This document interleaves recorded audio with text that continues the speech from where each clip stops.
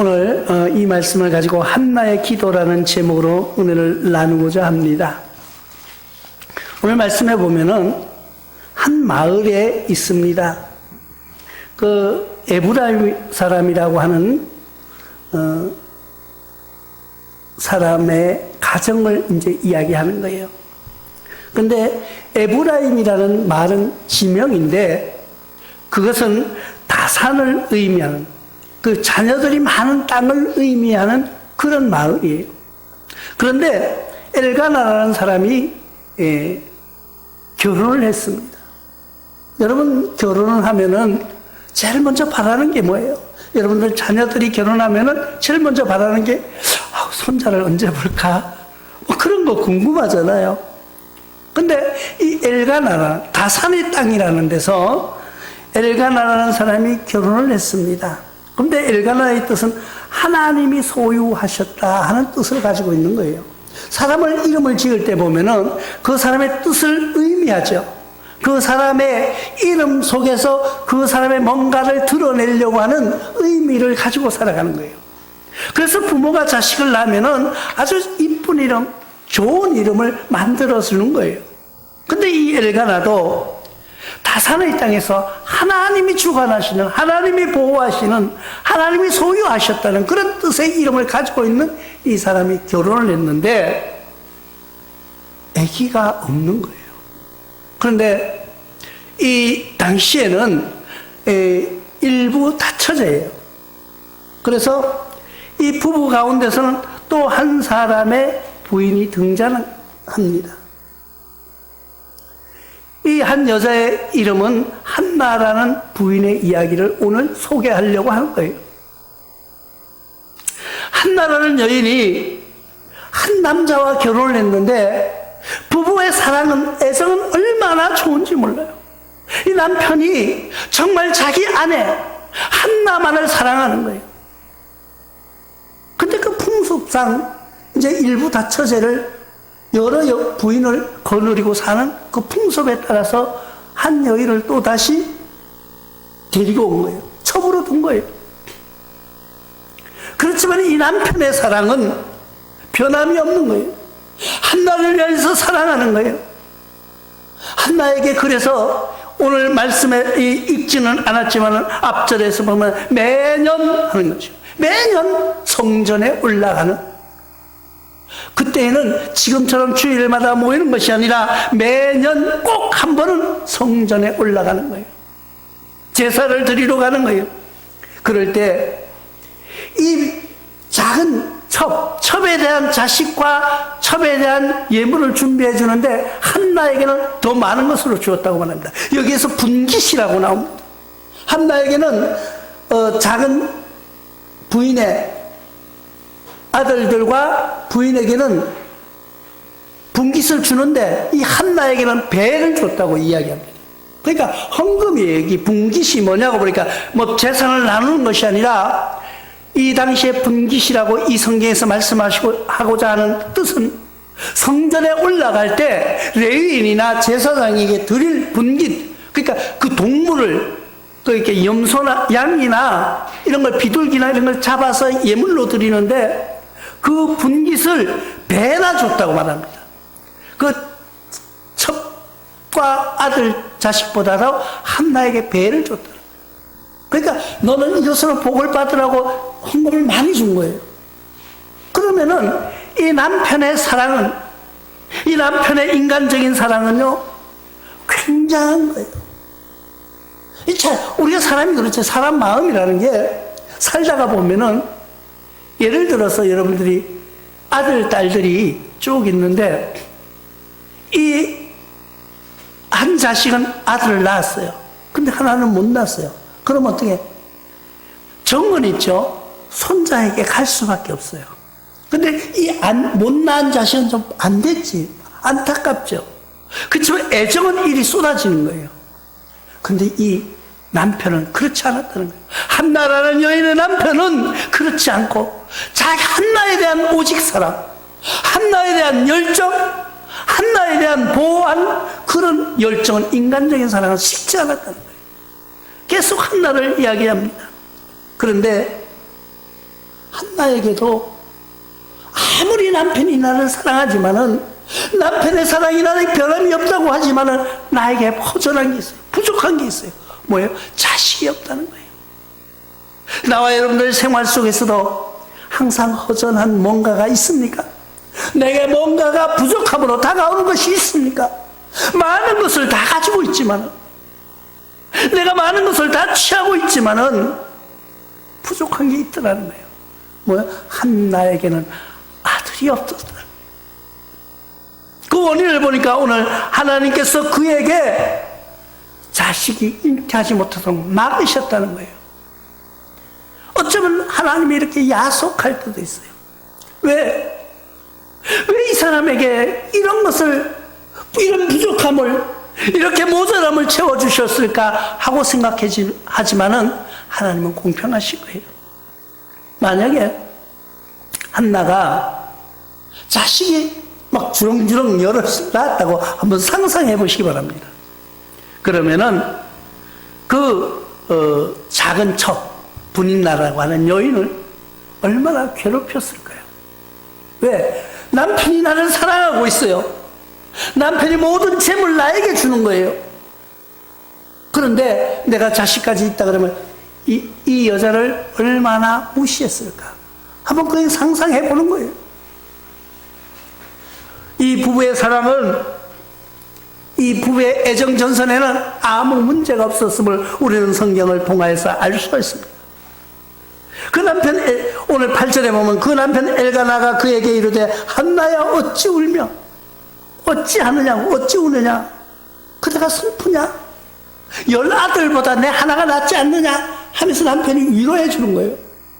여러분, 한나가 지금 울고 있는 거예요. 울고 있는데 남편이 와서 달래주는 거. 세상에 누구의 위로가, 누구의 보호가 세상에서 가장 귀중합니까? 자기 남편이에요. 아내가 울 때 달래줄 수 있는 사람, 아들 며느리가 아니에요.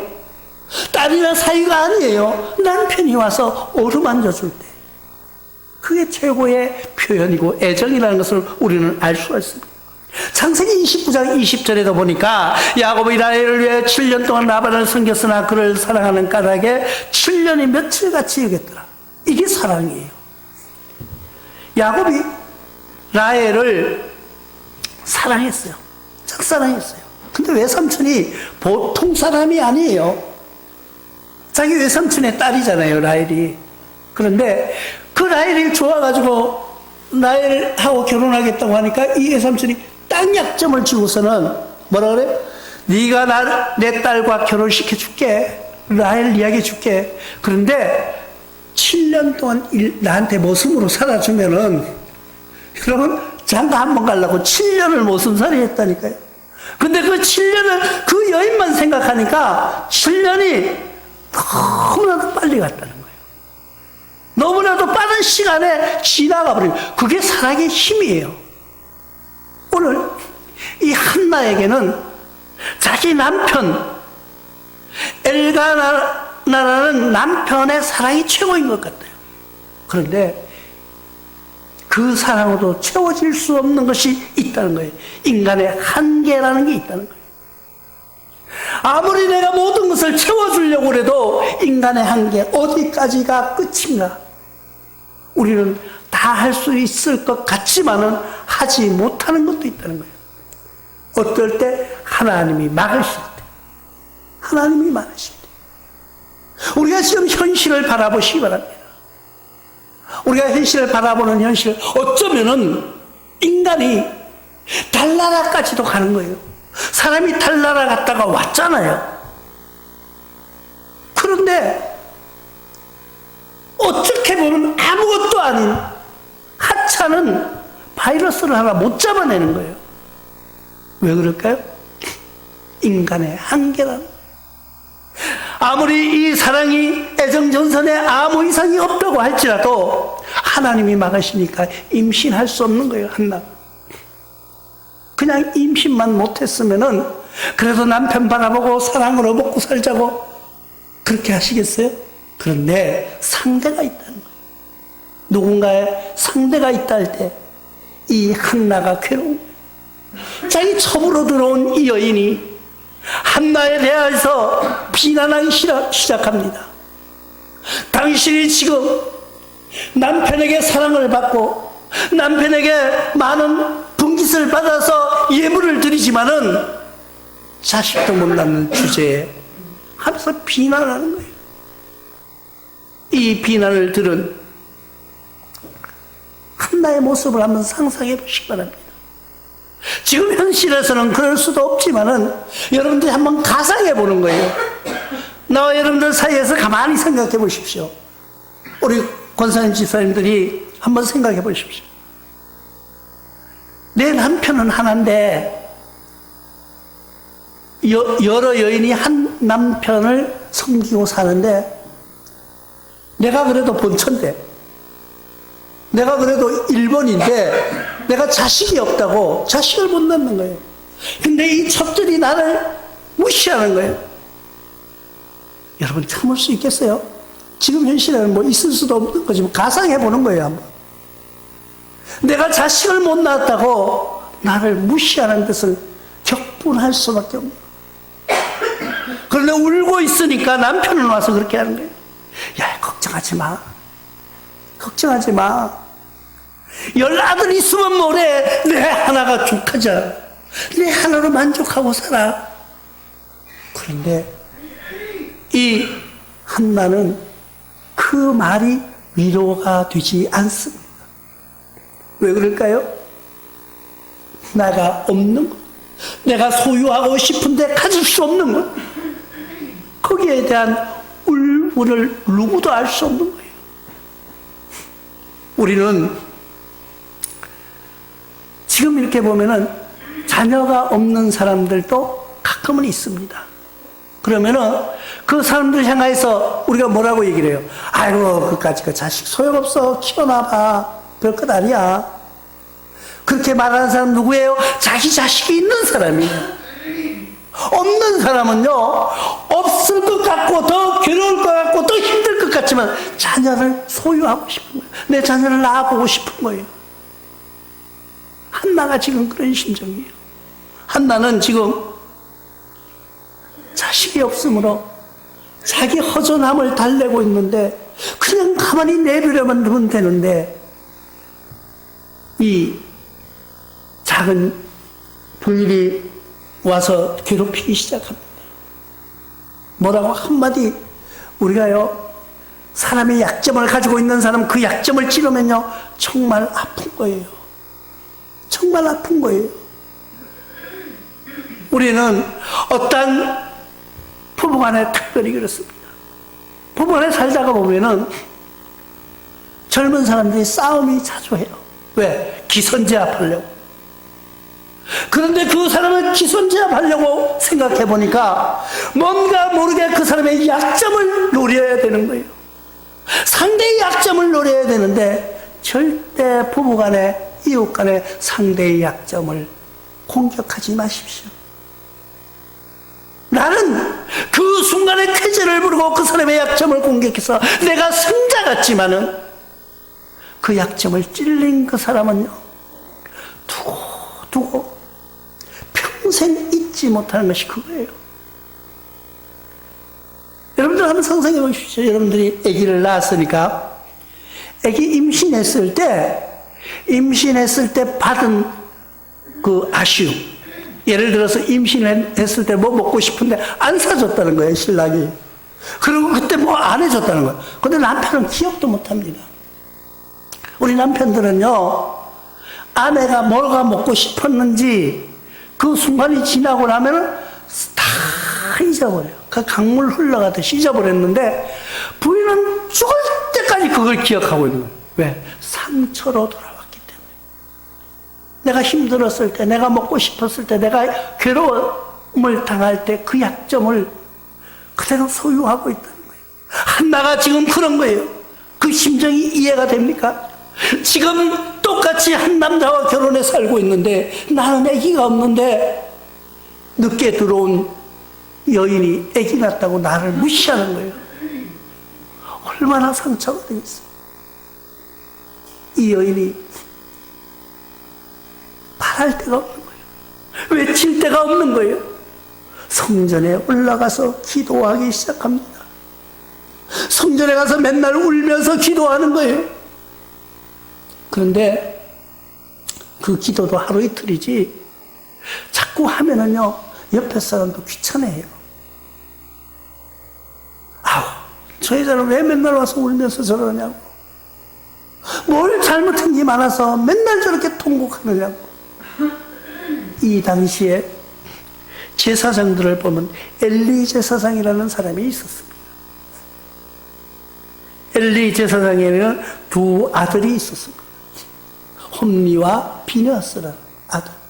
이 제사장이 그 성전을 담당하고 있는데 홈리와 비느하스는 아들인데 거기 같은 제사장으로 있는 거예요. 그런데 거기 와서 이 왜 이들이 나오느냐면 그 한나의 증인이 되는 거예요. 한나가 와서 우는 거예요. 매일 우니까 왜 우는가 이해를, 왜 우는가 저 사람을 헤아릴 수가 없는 거예요. 그러니까 그때부터는 한나가 너무나도 답답하니까 소리 지르지도 못해요. 마음 놓고 울지도 못해요. 그러니까 어떻게 와서 속으로 기도하는데 입만 벌렁벌렁 하는 거예요. 소리 내면, 내가 소리 지르면은 물론 두 가지 의미로 바라볼 수 있습니다. 내가 기도할 때 와, 저 인간 저거 어떻게 좀 뭐 이러면서 막 했을 수도 있어요.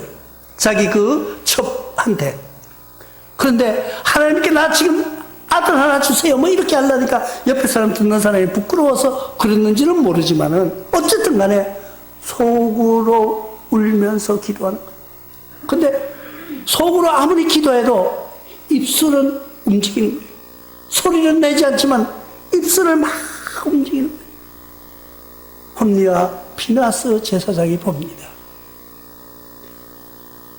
아니, 이제 집사님은 술 좀 끊으시죠. 그래, 왜? 지금 혼자 와서 막 이렇게 막 입만 막 나불나불 하니까 술 취한 줄 아는 거예요. 술 좀 끊으라고. 그러니까 이 지금 아들들의 제사장들이 볼 때 이 사람이 술이 취해 있는 것 같은 거예요. 그러니까 한나 입장엔 더 억울한 거예요. 왜? 내가 교회 와서 기도하고 부르짖고 외치면은 하나님은 진짜 보이시지 않지만은 목사님이라도 내 마음 알아줘야 되는데 목사님도 내 마음 모르고 니 술 취했지 이러는 거예요. 술 취했지. 엉뚱한 소리 하니까 얼마나 억울하겠어요. 근데 한나가 거기에서 결심합니다. 뭐를요? 하나님께 매달리는데 서원 기도를 하기 시작합니다. 성경에 보면은 야곱도 서원 기도한 것을 우리가 알 수가 있습니다.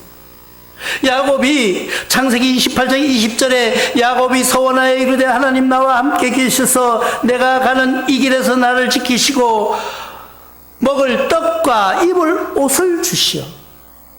그러니까 나로 야곱이 지금 적진으로 향해 가는 거예요.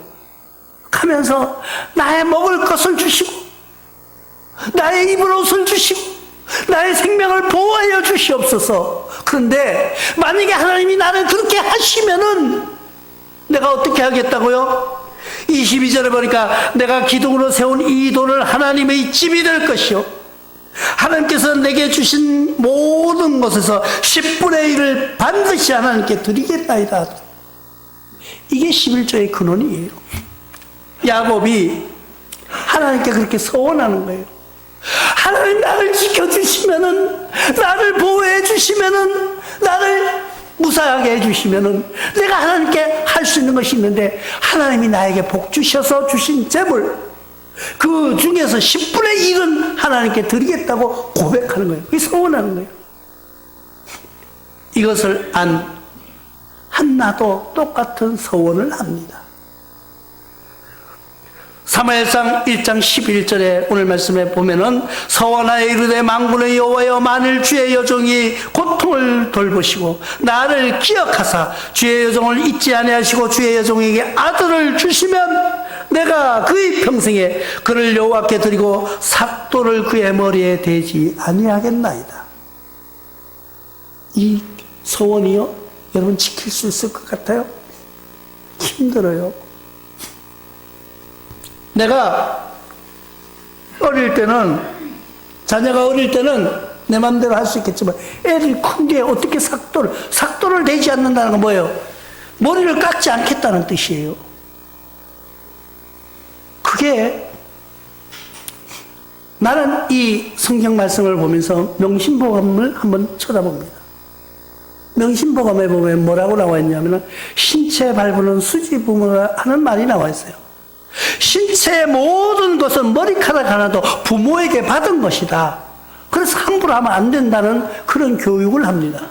아마 그 말씀도 이 성경에서 하나님이 주셨기 때문에, 하나님이 주신 것을 내가 어떻게 함부로 할 수 있겠느냐. 한나가 외치면서 기도하는 모습을 우리가 상상해 보시기 바랍니다. 한나가, 하나님, 나에게 만약에 아들 주시면은 내가 그걸 하나님의 종으로 세우고 내가 평생에 그 머리를 깎지 않고 하나님 앞에 드리겠습니다 하고 소원하는 거예요. 약속하는 거예요. 이렇게 할 테니까 나에게 아들 주십시오 하고 외치는 거예요. 그 외치는 기도 소리를 들은 엘리 제사장이 그를 불러서 듣습니다. 야, 한나 집사, 니 술 먹었다며? 술 취했다며? 그러니까, 아니라고.